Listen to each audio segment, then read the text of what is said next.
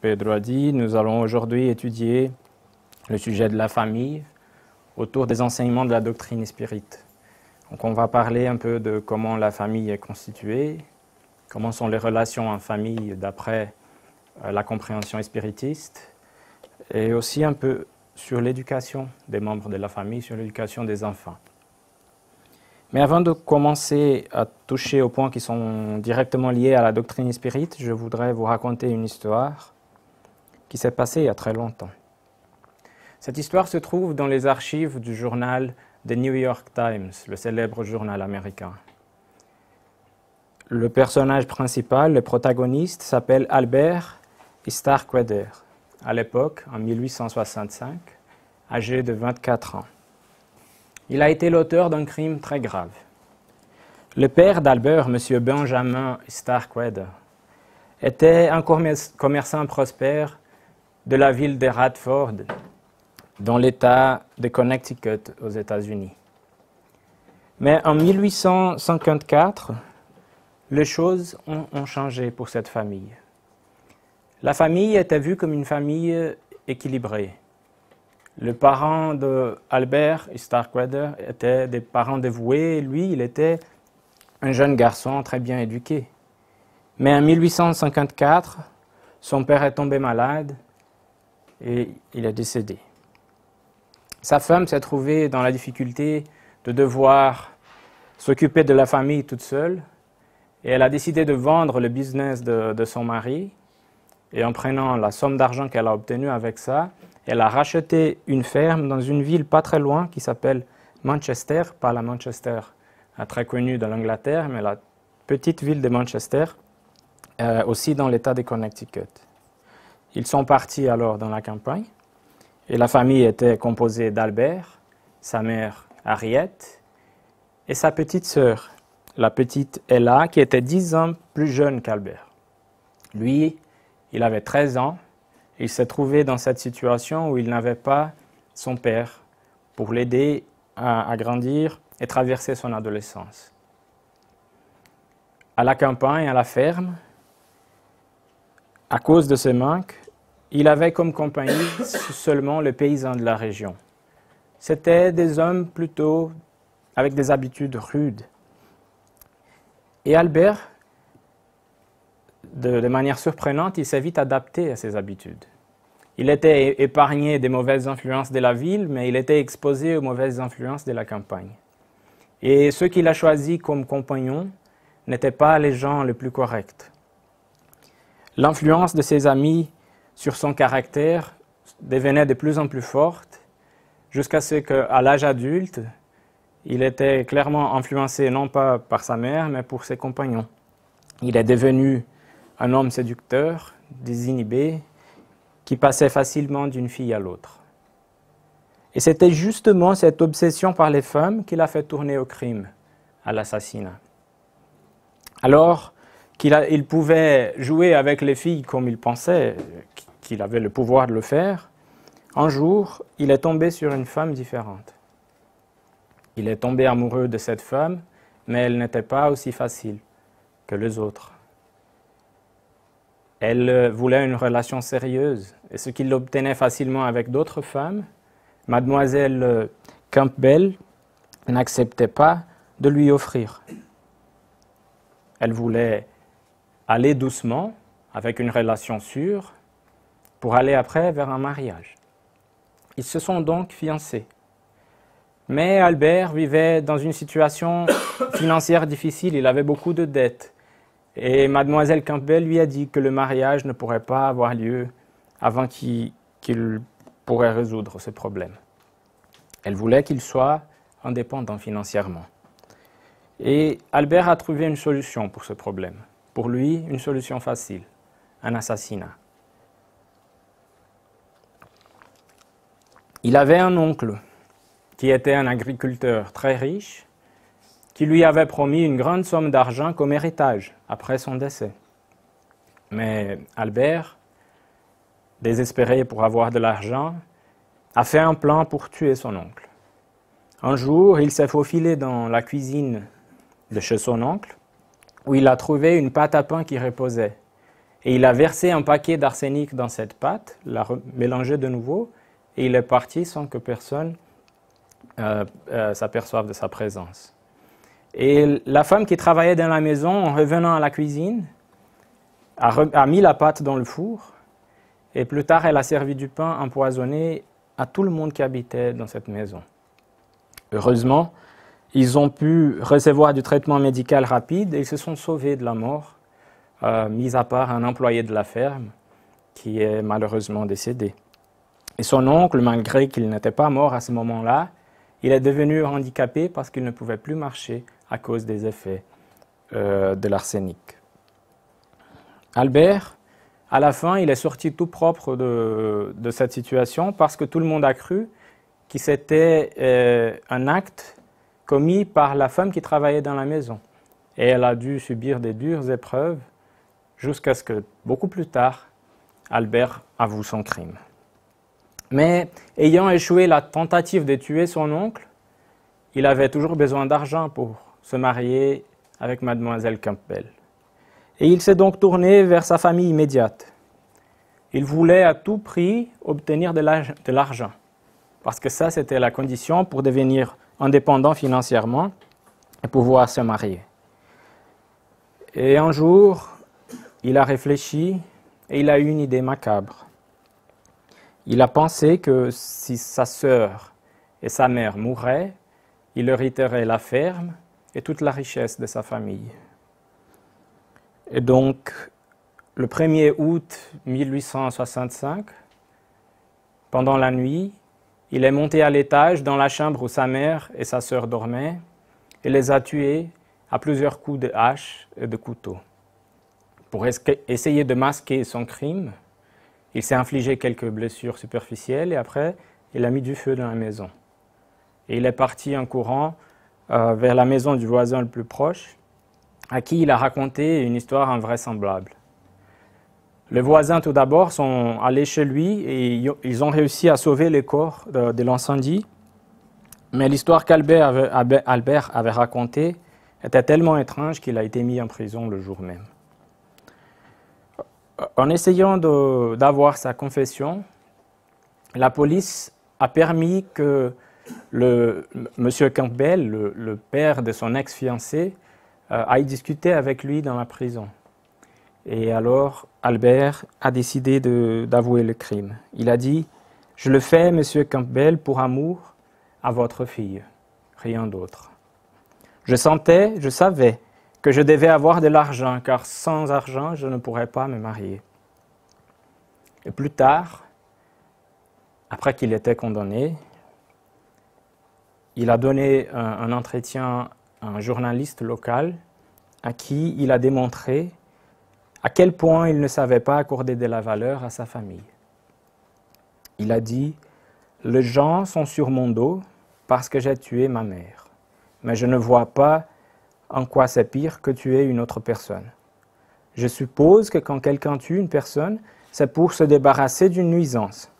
Voilà pourquoi j'ai tué ma mère, pour me débarrasser d'un problème. » Cette histoire malheureusement vraie et très triste a eu lieu il y a déjà plus de 150 ans.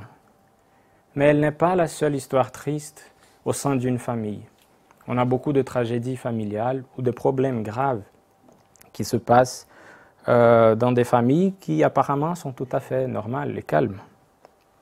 Dans le cas particulier d'Albert Starkweather, nous voyons que le manque de son père a joué un rôle important parce qu'il s'est mis en relation avec de mauvaises influences qui ont tellement joué sur son caractère qu'il est arrivé au point extrême de devenir incapable de sentir de l'affection même pour sa mère. Mais ça, ce sont des facteurs, des aspects que nous pouvons remarquer dans cette vie. Mais en sachant que l'esprit est immortel et que nous réincarnons plusieurs fois, on sait aussi que les tendances provenant d'une autre vie, son caractère provenant d'une autre vie, a certainement joué un rôle dans les actions d'Albert. Mais sans connaître ce que s'est passé dans les vies précédentes, on n'est pas en mesure d'analyser ou de considérer toute cette histoire dans sa justesse.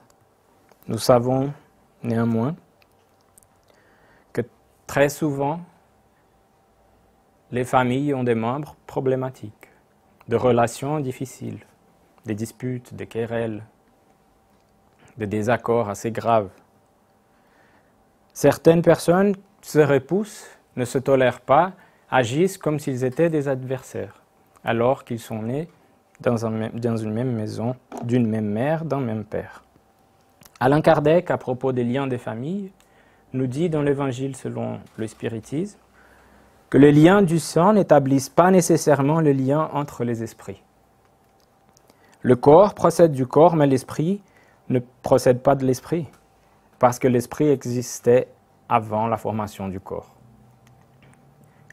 Les esprits qui s'incarnent dans une même famille, surtout entre proches parents, sont le plus souvent des esprits sympathiques, unis par des relations intérieures qui se traduisent par leur affection pendant la vie terrestre.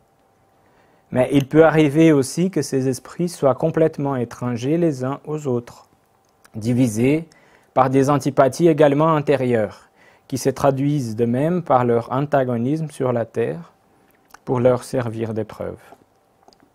Et dans des cas comme ça, il est très difficile que la relation familiale soit affectueuse, compréhensive et facile à tolérer.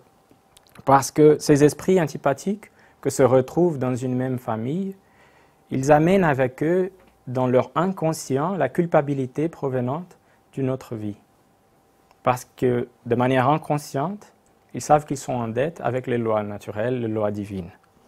Mais en même temps, ces mêmes esprits apportent avec eux leurs tendances individualistes, leurs tendances revanchistes, des désirs de vengeance, et ainsi de suite. Dans l'Évangile selon le spiritisme, dans le même chapitre 14, l'esprit Saint Augustin nous offre une dissertation sur les liens familiaux. Et il explique comment un membre difficile va rentrer dans une famille et pourquoi parfois les relations deviennent difficiles. Donc il dit que quand un esprit quitte la terre, on le sait, il ne devient pas pire ni mieux, il reste ce qu'il est. Il garde ses vertus et ses vices, et aussi ses passions. Et dans le monde spirituel, il peut se perfectionner selon ses efforts, ou rester stagnant, endormi dans un sens spirituel, jusqu'à ce qu'il désire avancer. S'il prend l'initiative, quand il s'est déjà amélioré, ils peuvent observer les effets de leur vice. Ils comprennent mieux qu'est-ce que se passe quand ils gardent la haine, quand ils désirent encore se venger dans l'avenir. Et ils se rendent compte que pour débarrasser de la souffrance des sentiments, ils doivent s'approcher des dieux. Et pour s'approcher des dieux, ils doivent faire la charité. Mais pour faire la charité, ils doivent pardonner. Et c'est là où les choses deviennent difficiles, parce qu'avec beaucoup d'efforts, ces esprits, quand ils comprennent ça, ils reçoivent le droit d'observer ceux qu'ils ont détestés réincarnés sur la terre. Et quand ils les voient, c'est là où les choses se compliquent plus, parce qu'ils vont ressentir de nouveau la même animosité, la même haine qu'ils ressentaient avant. Et ils ont du mal à pardonner. Leurs sentiments se confondent parce qu'ils savent qu'il faut le pardon, mais ils ne parviennent pas à pardonner.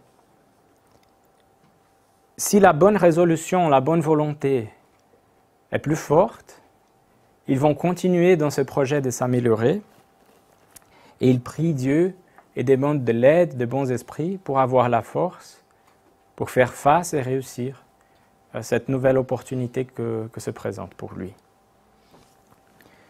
Et enfin, après quelques années, quelques temps d'études, de prières, de méditation, l'esprit est préparé pour réincarner dans cette famille.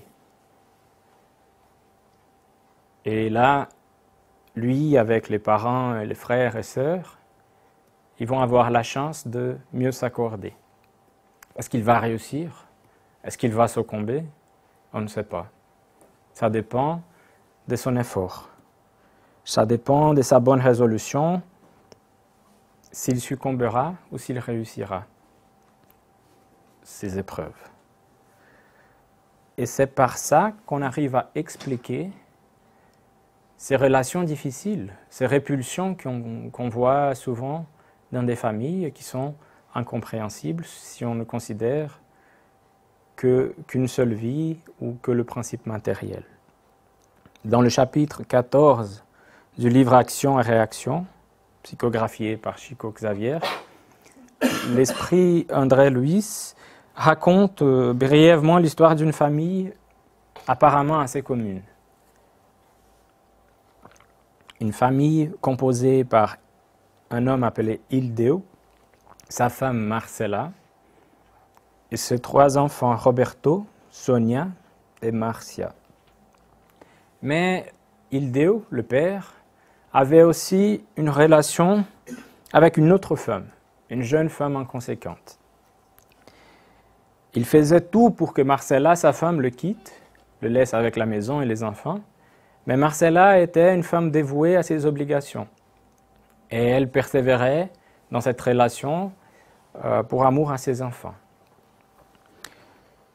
La nuit, elle priait avec les enfants avant de dormir, surtout pour son mari absent, parce qu'il rentrait tous les jours très tard, en état d'ivresse, et avec les marques de ses aventures. Si Marcela lui réclamait de l'aide ou plus d'attention, il s'agaçait systématiquement, et ça devenait une dispute assez difficile. Avec ses cris, le cri de Ildeo, le petit Roberto le plus souvent se réveillait, et il venait en secours à sa mère, la serrant dans ses bras. Il était tout petit, il avait juste 9 ans. Et son père s'agaçait contre lui, le frappait, le renvoyait violemment au lit, mais ce qu'il ressentait au plus profond de lui, vraiment, c'était une envie de tuer le garçon, comme si le garçon n'était pas son fils, mais un adversaire. Par contre, par rapport à ses 2 petites filles, il était très différent. Il leur consacrait un profond amour. L'esprit André Luiz, avec son ami Hilario et l'instructeur Silas, venaient tous les soirs, toutes les nuits, à la maison pour essayer de donner de l'aide. Mais il a dit que la situation allait de pire en pire. Ildeo, il avait ses idées tellement dominées par le plaisir et le joie qu'il vivait avec sa maîtresse qu'il a commencé à haïr sa femme en la considérant un obstacle. Il voulait provoquer la séparation. Pour lui, c'était bien, parce qu'il allait se séparer de sa femme et de Roberto, le petit qu'il détestait tellement. Mais il n'arrivait pas à se faire à l'idée de quitter les 2 petites filles. À partir de là, il était saisi par une idée très sombre. Il a décidé de faire un plan pour assassiner sa femme, de façon que l'assassinat ressemble à un suicide. Il a commencé par changer son comportement. Il a retenu son irritation, il a évité les discussions inutiles, les disputes. Il est devenu plus amical, très souriant, agréable, mais pour le plan spirituel, ses vraies intentions étaient entièrement visibles. Mais Marcela, étant une femme juste, une femme correcte, avait la compagnie de bons esprits qui l'aimaient bien, et 2 gardiens spirituels ont été placés dans la maison pour accompagner le déroulement des faits. Une certaine nuit, en rentrant, sous l'influence de quelques homicides, quelques assassins désincarnés, Ildeo a décidé de consommer le crime qu'il avait planifié. Il s'est préparé et il s'est levé pour verrouiller la porte des enfants parce qu'il ne voulait pas que les enfants témoignent l'assassinat. Mais l'instructeur Silas, l'esprit qui accompagnait André Louis, dans une action rapide, est allé dans la chambre des filles et en voyant qu'elles étaient endormies, a appelé une de ses filles dans son corps spirituel pour qu'elle regarde les intentions de son père. Et en voyant la scène qui se passait dans la tête de son père, la fille s'est effrayée, elle s'est réveillée d'un cri, elle a dit « Ne tue pas, papa ». Et son cri a réveillé sa mère.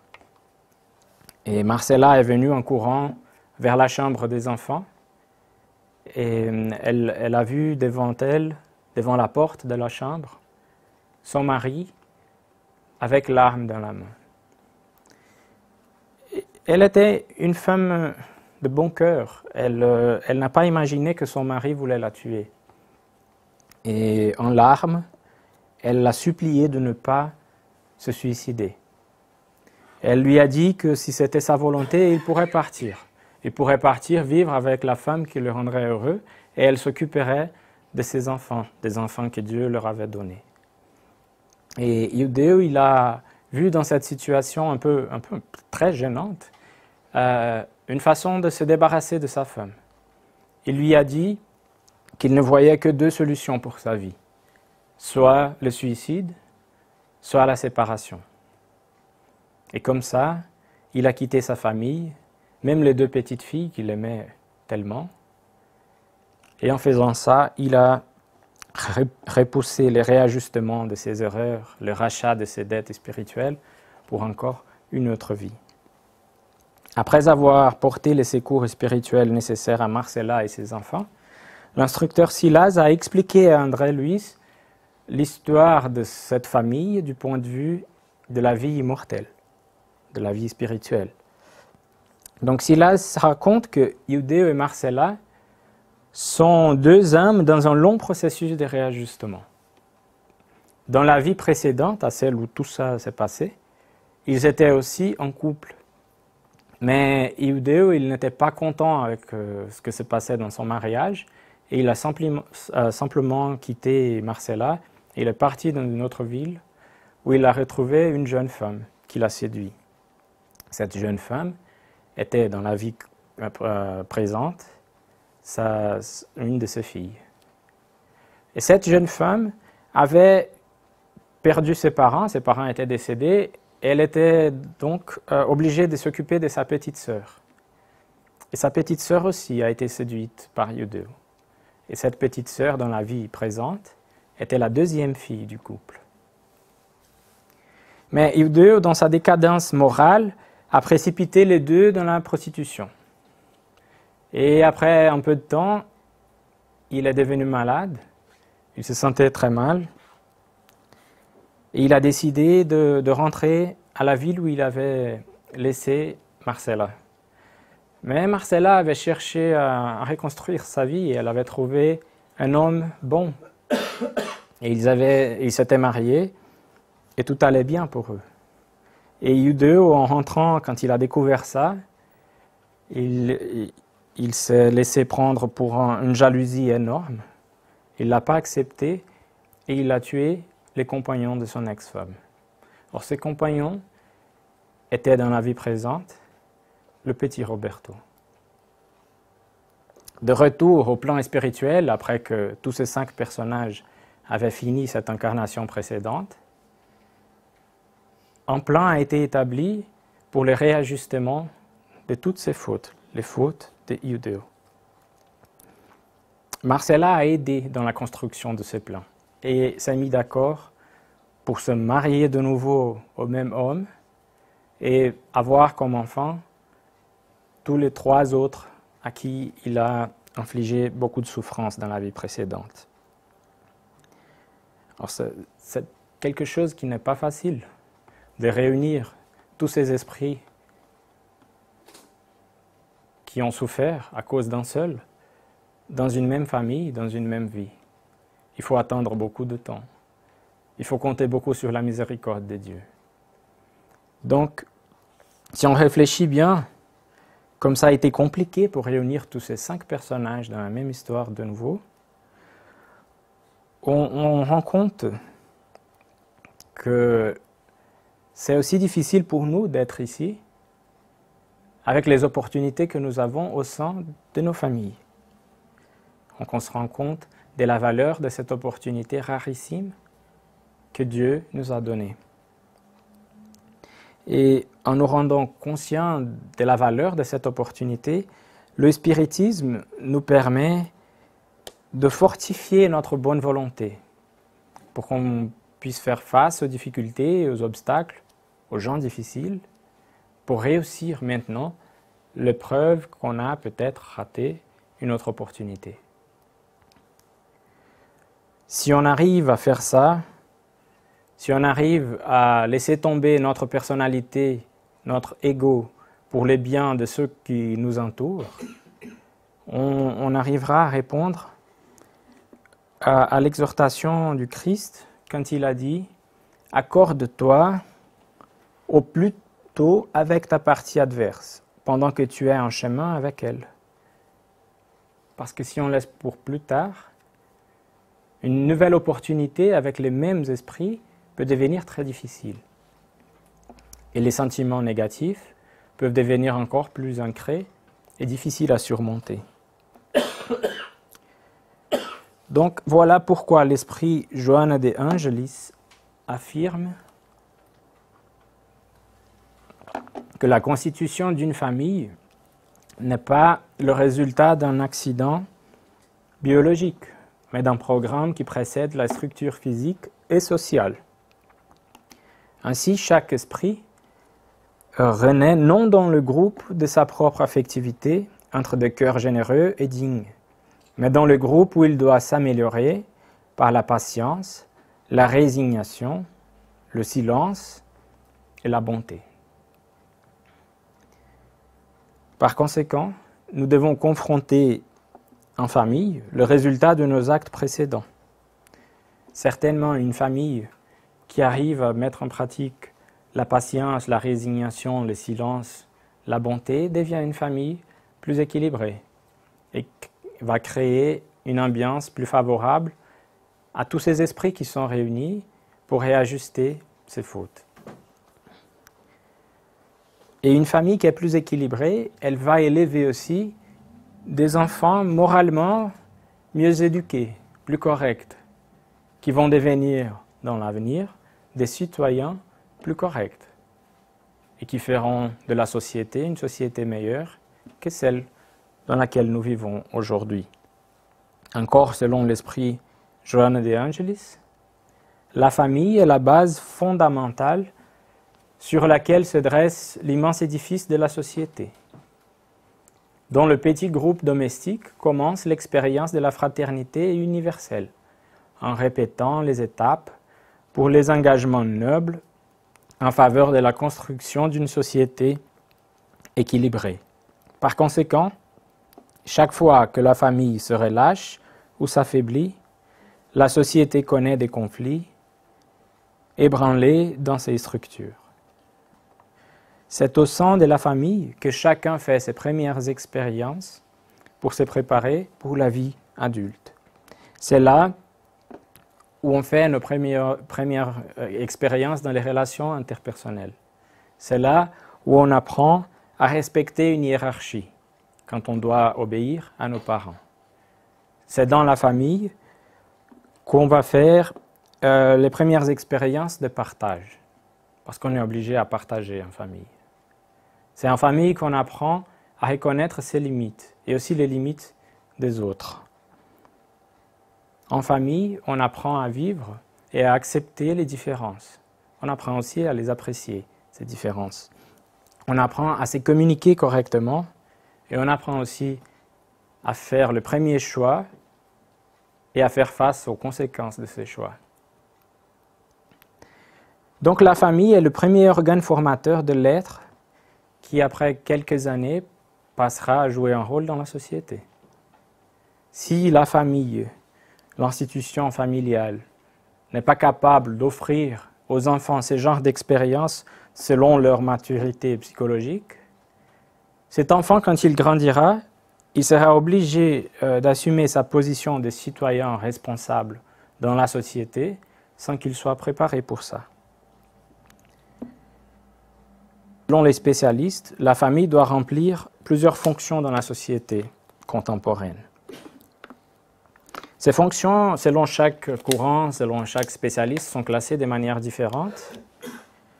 Mais d'une manière simple et plus générale, elles peuvent être divisées en deux catégories, la fonction normative et la fonction nutritionnelle. La fonction normative, comme le nom le suggère, elle est en relation avec les normes sociales, les normes éducatives, les normes éthiques. Elle est en relation avec la capacité des individus à exercer son libre arbitre dans les limites de la responsabilité pour ses actes et de l'autonomie. En d'autres mots, en exerçant la fonction normative, on verra ici que la famille doit fournir à ses enfants le guidage ou le conseil, les notions de responsabilité, les notions de discipline, de respect, les notions de règles et comment on doit les suivre, aussi l'autonomie de l'enfant et ses limites. Et dans la fonction nutritionnelle, d'un autre côté, la famille doit fournir aux enfants la nourriture, bien sûr, la sécurité, l'affection. Ils doivent s'occuper de la santé des enfants, et aussi de son développement intellectuel, de son éducation, de la spiritualité. Alors, si ces fonctions étaient toutes bien remplies, les relations sociales allaient s'améliorer de plus en plus, de manière continue. Mais le plus souvent, ce que nous voyons et que nous vivons dans notre société, c'est les familles qui vont privilégier certains aspects de ces fonctions en laissant d'autres aspects complètement de côté, complètement oubliés. Et ce genre d'attitude a une conséquence très négative pour notre société. Alain Kardec a demandé aux esprits, dans la question 775, quel serait pour la société le résultat du relâchement des liens des familles. Et la réponse qu'il a obtenue des esprits est tout simplement que le résultat serait une recrudescence, une augmentation d'égoïsme.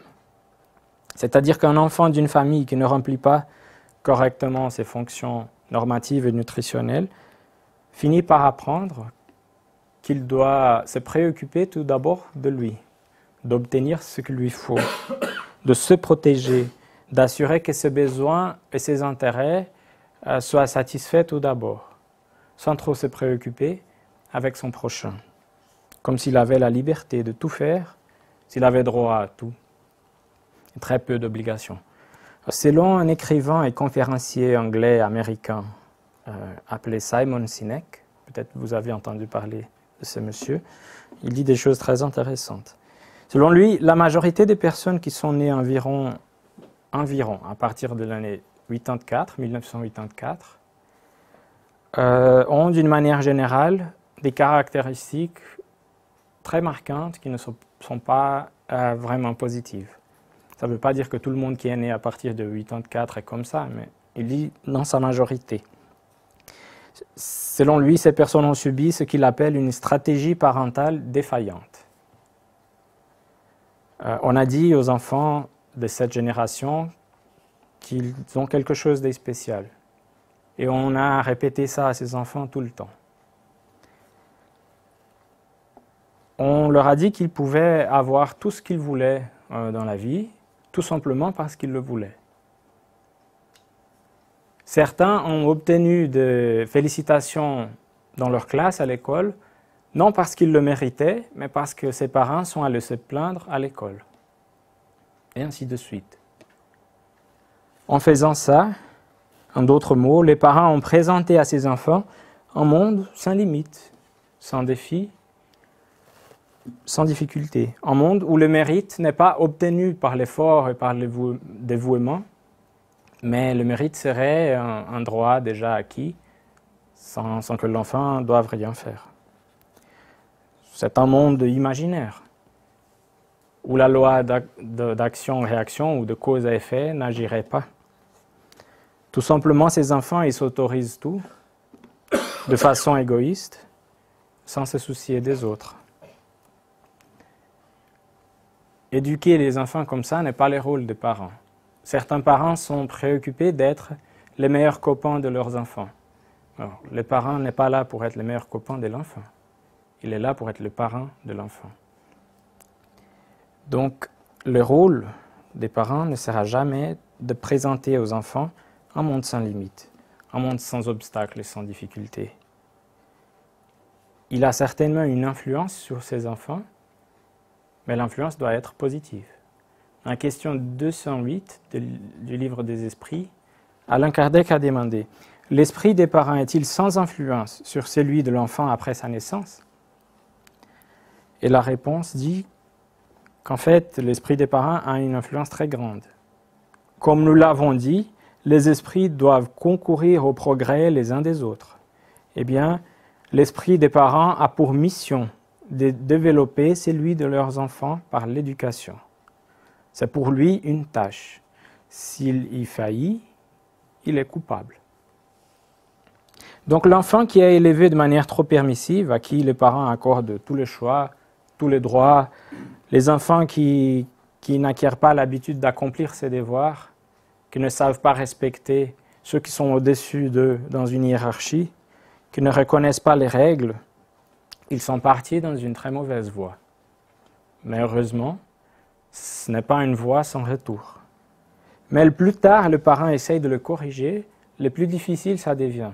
Parce que les mauvaises habitudes, les mauvaises tendances, l'égoïsme devient de plus en plus ancré dans le caractère de cet enfant qui grandit et qui devient de plus en plus indépendant. Cet égoïsme qui est très marquant, il est une des grandes causes de la souffrance et du malheur sur la terre. Parce que c'est l'égoïsme qui engendre l'orgueil, l'ambition, la convoitise, la haine, la jalousie. Il rend les relations plus difficiles, on perd la confiance. Il porte le trouble dans toutes les relations parce qu'il va provoquer des dissensions et va faire que les gens se mettent en garde contre les autres. Alors les esprits nous enseignent dans plusieurs sources que si le relâchement de liens des familles mène à une croissance de l'égoïsme, qui est très négatif pour la société, il y a une seule arme capable de le combattre, une éducation persistante et bien dirigée. À propos de ça, Allan Kardec dit quelque chose de très intéressant, c'est un texte un peu long, j'ai essayé de le résumer, mais c'est quand même un petit peu long. On va lire petit à petit. Donc, dans le livre des esprits, il dit que l'égoïsme est un mal réel qui rejaillit sur tout le monde, dont chacun est plus ou moins victime. Il faut donc le combattre, comme on combat une maladie épidémique. On y parviendra qu'en prenant le mal dans sa racine, c'est-à-dire par l'éducation. Non cette éducation qui tend à faire des hommes instruits, mais celle qui tend à faire des hommes de bien. L'éducation, si elle est bien entendue, est la clé du progrès moral. Quand on connaîtra l'art de manier les caractères, comme on connaît celui de manier les intelligences, on pourra les redresser comme on redresse des jeunes plantes. Que l'on fasse pour le moral autant que l'on fait pour l'intelligence, et on verra que s'il est de nature réfractaire, il y en a plus qu'on ne le croit, qui ne demande qu'une bonne culture pour apporter de bons fruits. L'égoïsme est la source de tous les vices, comme la charité est la source de toutes les vertus. Détruire l'un, développer l'autre. Tel doit être le but de tous les efforts de l'homme s'il veut assurer son bonheur ici-bas, aussi bien que dans l'avenir. Dans l'éducation des enfants, il est normal ou commun à nos jours que les parents se préoccupent surtout des choses les plus immédiates, des choses qui sont plus en relation avec la vie matérielle. Donc, les parents préparent les enfants pour réussir cette vie. Ils investissent dans le développement de leur intelligence, de leur capacité physique. Ils essayent d'agrandir les possessions des biens matériels pour assurer le bonheur des enfants dans l'avenir, un avenir très court d'ailleurs. Tout ça pour que ces enfants soient, dans l'âge adulte, le plus important, le plus fort, le plus célèbre, le plus riche, le plus beau. Mais on oublie souvent de donner aux enfants des ressources spirituelles qui sont très importantes dans sa formation, tout en laissant de persister dans le redressement moral de ces enfants. Ainsi, l'esprit Saint Augustin dit dans l'Évangile selon le spiritisme: Ô Spirit, comprenez aujourd'hui le grand rôle de l'humanité. Comprenez que quand vous produisez un corps, l'homme qui s'y incarne vient de l'espace pour progresser. Sachez vos devoirs et mettez tout votre amour à rapprocher cet homme de Dieu. C'est la mission qui vous est confiée et dont vous recevrez la récompense si vous l'accomplissez fidèlement. Dès le berceau, l'enfant manifeste les instincts bons ou mauvais qu'il apporte de son existence antérieure. C'est à les étudier qu'il faut s'appliquer. Tous les maux ont leur principe dans l'égoïsme et l'orgueil. Épiez donc les moindres signes qui révèlent les germes de ces vices et attachez-vous à les combattre sans attendre qu'ils aient pris des racines profondes.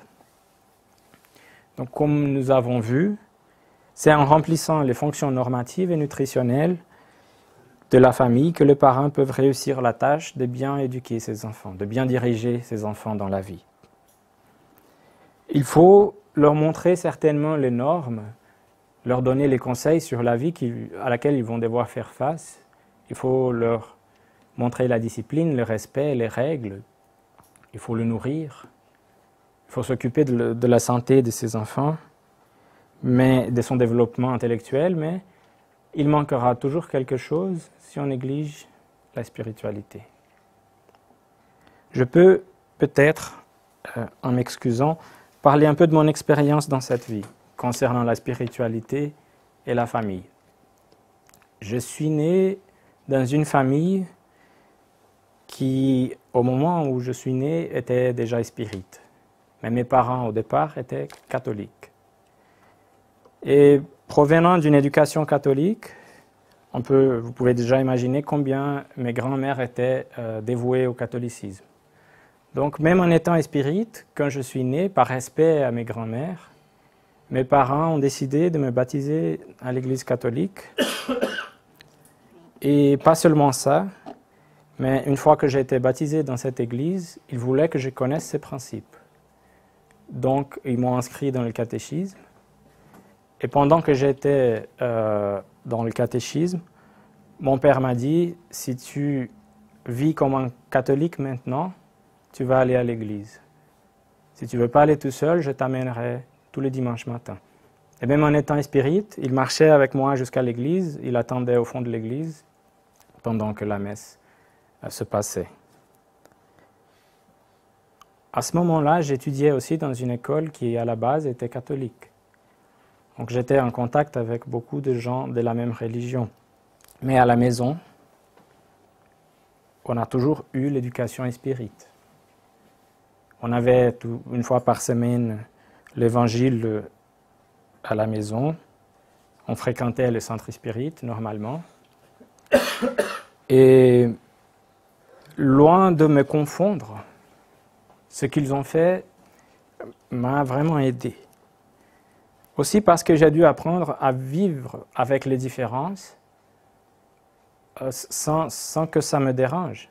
Tout simplement le fait que j'étais spirite dans une école de gens catholiques et que je ne pouvais pas en parler m'a appris à respecter cette différence et leur façon de voir ma religion. Et je dois dire que ce qu'ils ont fait, c'était dans un but qu'ils m'ont expliqué après. Ils m'ont dit, on voulait te donner des choix. Mais pour ça, il fallait que tu connaisses ce que tu allais choisir. Maintenant, tu peux choisir entre le spiritisme, le catholicisme ou rien. Et pour être honnête, pendant un certain temps que je m'occupais de mes études, je m'étais éloigné de tout ce qui était lié à la religion. Je lisais un petit peu quelque chose du spiritisme, mais je ne me donnais pas beaucoup le temps d'aller au centre spirit pour fréquenter toutes les semaines. Mais de toute façon, c'est quelque chose qui m'a marqué, et au moment où j'ai vraiment pris la décision, j'ai pu juger correctement les choses. Et voilà pourquoi je suis un spirit aujourd'hui. Mais que dire des parents qui ne parviennent pas à nourrir leurs enfants avec de la spiritualité? Qui, sous le prétexte de ne pas les confondre, de ne pas les pousser, ne leur montrent rien de la spiritualité. Certains disent qu'ils veulent laisser le choix à l'enfant quand il sera plus grand. Mais comment est-ce qu'il pourra choisir s'il ne connaît rien? Les parents qui ne nourrissent pas leurs enfants avec la spiritualité, ils sont en train de leur refuser le droit essentiel de se placer complètement dans la vie. Dans son développement psychologique, obéissant aux étapes naturelles de maturation des émotions et aussi de l'intellectualité, l'enfant qui reçoit une éducation spiritiste, il apprend, il découvre son état d'esprit immortel, qui passe sur terre, qui part et qui revient. Un esprit qui réincarne et qui est gouverné par des lois sages qui le guident vers le progrès. Ces enfants, ils apprennent qu'ils doivent se respecter d'abord, respecter les autres, et respecter la nature. Ils comprennent que ces pensées et ces actes ils doivent être dirigés vers le bien. Et qu'en faisant ça, ils vont contribuer pour qu'on ait un monde meilleur.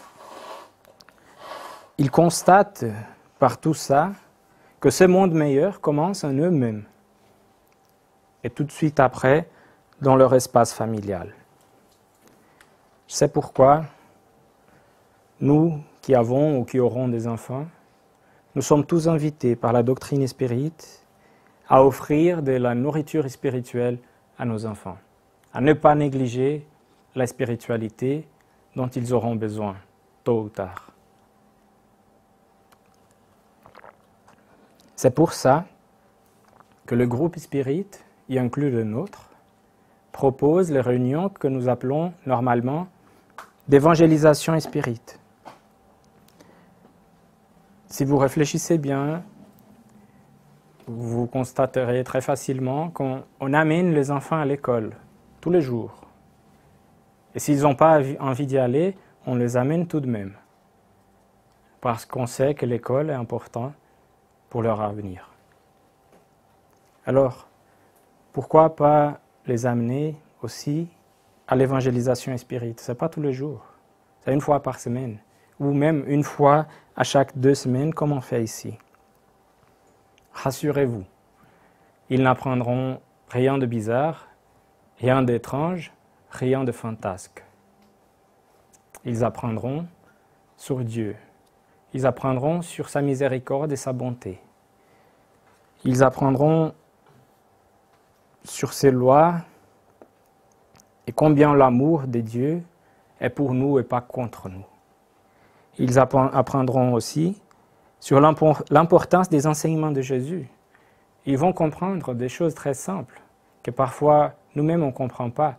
La signification de certaines dates qu'on considère que comme des congés pour partir ailleurs, mais elles ont aussi une signification spirituelle derrière. Cette signification spirituelle est d'ailleurs la raison pour que ce congé existe. Et en apprenant ça, ces enfants apprendront à vivre pas seulement le monde matériel, mais aussi un monde moral, un monde spirituel, qui doit se développer en eux-mêmes par leurs propres efforts. Bref, ils apprendront tout ce que nous savons déjà, que nous avons appris ici, et que nous n'avons pas le droit de leur nier, de leur refuser. Voilà pourquoi l'éducation liée à la spiritualité est très importante. Si aujourd'hui les relations familiales sont difficiles, dans l'avenir, même si ce n'est pas dans cette vie, mais dans la prochaine, ces relations familiales peuvent et doivent devenir meilleures. Mais pour ça, on doit se dévouer un peu plus au côté spirituel de la vie, et pas seulement à tout ce qui est matériel. Donc, on prie que le Maître Jésus soit avec nous dans l'éducation de notre famille. Je vous remercie de votre attention. Et comme on a quelques minutes, je me mets à disposition pour répondre à une ou deux questions, si quelqu'un a quelque chose à demander. Oui. Dans le monde d'aujourd'hui, la société, comme elle est aujourd'hui, elle est vraiment différente de ce qu'on pouvait apprendre ou lire ce qu'il y avait avant. Oui. D'accord. Donc aujourd'hui, est-ce que ce qui est écrit aujourd'hui, ce qu'on peut lire maintenant, est-ce que c'est encore valable aujourd'hui, malgré la société matérialiste? Alors, actuellement, on est martelé chaque jour du matin au soir, que ce soit par les médias, Oui. par les voisins, partout, par tout ce qui est autour de nous. On a besoin, on nous fait penser, on nous fait croire qu'on a besoin de tout ce qu'on a autour de nous. Ouais. Donc comment faire? Est-ce qu'il faut s'éloigner? Est-ce qu'il faut partir? Qu'est-ce qu'il faut faire quand on est dans ce monde? Alors, les choses qui existent dans le monde, elles existent pour notre avancement aussi. On doit apprendre à vivre avec ces choses sans laisser que ces choses prennent le dessus sur nous ou sur notre comportement. On a beaucoup de choses, la consommation, elle est motivée tout le temps. On nous offre des choses tous les jours, de nouveautés, et on est attiré par le monde matériel, qui est d'ailleurs très intéressant. Mais il n'est pas la seule chose qui existe. On ne doit pas vraiment s'éloigner, on doit vivre avec ça, on doit, si possible, aider les autres qui sont avec nous à comprendre qu'il y a, malgré le fait que les choses matérielles sont très attirantes, très intéressantes, il y en a plus. Il y a quelque chose d'autre qui existe et qui reste, et que la matière, elle ne reste pas. Notre accès à la matière étant limité, nous devons nous consacrer un peu plus à ce qui est plus durable. Et ce qui est plus durable est la vie spirituelle. Hier, j'ai entendu une phrase qui m'a frappé. La personne disait, il y a certaines choses qui sont plus importantes que le temps. Parce que le temps passe et ces choses restent. Alors le temps passe, il détruit la matière. Il détruit tout ce qui était mauvais avant. Mais nous restons. Nous sommes des esprits immortels. Et nous sommes forcés, une façon de dire forcés, à progresser. Tôt ou tard, la loi du progrès, imposée par Dieu, nous poussera vers un avenir qui sera meilleur. Et dans un avenir qui pour nous est encore très lointain, la matière n'aura plus aucune signification dans notre vie. Mais maintenant, elle est importante. Elle est importante pour notre avancement. Mais sans qu'elle prenne le dessus sur nous. Est-ce que j'ai répondu à la question? Presque. Presque. Vous voulez demander plus? Par comparaison, je vois par certains lieux dans le monde où les gens ils n'ont pas forcément tout ce matériel. Ça peut être un monastère, ça peut être des villages, où ces gens-là sont complètement différents de ceux qu'on voit autour de nous. Tout à fait. Et ils sont pas. S'ils lisent ça, ils disent oui, c'est normal. Ouais. Pour certains d'entre nous, c'est normal. Mais pour beaucoup, ça, on lit ça, ils disent mais c'est quoi ça? Donc les gens, ils n'avancent pas. Les enfants, on les envoie à l'école, ils sont déjà endoctrinés, ils sont modelés, on les moule pour qu'ils soient là. Personne ne fait jouer ces différences. Et jusque-là, ça ne fonctionne pas. Oui. Donc même si on éduque les enfants, autour d'eux, vu que nous, on est tout le temps au travail, on n'est pas forcément tout le temps avec eux, peut-être on passe très peu de temps par rapport à l'école, par rapport quand ils vont dehors. Tout à fait. Moi, je trouve que c'est compliqué de faire ça. Oui, ça c'est pas. Il faut vraiment partir et aller ailleurs. C'est l'impression que ça. Mais si on partait, on allait nier à nos enfants aussi la vie en société. Non, mais être en société, mais ailleurs, là où il n'y a pas forcément tout cet attrait, tout ce... Oui, mais tout ça, ça fait partie de l'évolution de la société. Les avancements, ils sont là parce que c'est une conquête humaine, permise par Dieu. D'accord, mais est-ce que la société évolue correctement? Est-ce que l'homme a évolué ou a involué? Ah, ça c'est une autre question. Voilà, c'est une autre question. Ça c'est une autre question. Moi, j'ai l'impression qu'il a évolué parce qu'on Parce qu'actuellement, il n'est pas... Il marche. On est certain que l'homme, il marche selon ses choix.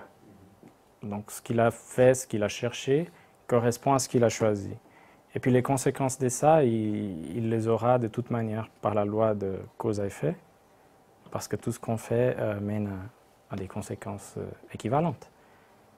Mais je ne considère pas que l'homme a involué, parce que si on pense à comment la vie était au passé, peut-être qu'on était moins attaché à la matière, mais on avait moins accès à des choses qui sont bien aujourd'hui. L'accès à la santé n'était pas pareil. La technologie qui a produit beaucoup de dégâts dans le passé s'est transformée pour devenir de bonnes choses pour nous aujourd'hui. Si nous pensons, par exemple, ça c'est un cliché, mais que l'Internet a commencé d'une manière plutôt militaire, avec des fins militaires, et qu'aujourd'hui elle nous aide, justement. Les baskets qu'on porte quand on fait des sports, ça a commencé quand la NASA a décidé d'envoyer l'homme sur la Lune. L'intérêt était militaire aussi parce qu'il y avait la guerre froide contre l'Union soviétique. Ces choses deviennent des choses qui sont là pour nous aider. Il y a la consommation avec, mais ça, la consommation, elle est le choix de chacun. L'influence est forte, elle est lourde, mais c'est pour ça que dans une partie que j'ai lue, il disait que cette éducation, elle doit être persistante et bien dirigée. C'est pour ça qu'on doit profiter bien du temps qu'on est avec les enfants. Il est court, parce qu'on est au travail, les enfants sont à l'école, les doctrines, pour une vie purement matérielle. À nous de faire nos efforts, autant qu'on puisse, pour les aider à ne pas rentrer dans cette voie qui va le mener à des difficultés qui peuvent être évitées dans la vie. Le temps n'est pas perdu. Non. Non, c'est jamais perdu. Ouais. Comme je vous ai dit, pendant un certain temps, malgré le fait que mes parents m'avaient montré 2 religions différentes, je m'étais éloigné de ces religions. Je suis revenu parce qu'il me manquait quelque chose dans ma vie. Elle était purement matérielle pendant quelques années. Ce qu'ils m'ont dit et qu'ils m'ont appris est resté gravé dans ma tête. Et ça m'a aidé quand j'en ai eu besoin. Donc, même si vous dites à vos enfants des choses qu'apparemment ils n'écoutent pas maintenant, ça pourra les aider dans l'avenir, certainement. Malheureusement, on doit s'arrêter parce qu'on est arrivé à la fin de notre temps. Je vous remercie encore une fois de votre attention. Et avant de passer au pass, on va faire notre prière pour terminer cette partie de la réunion.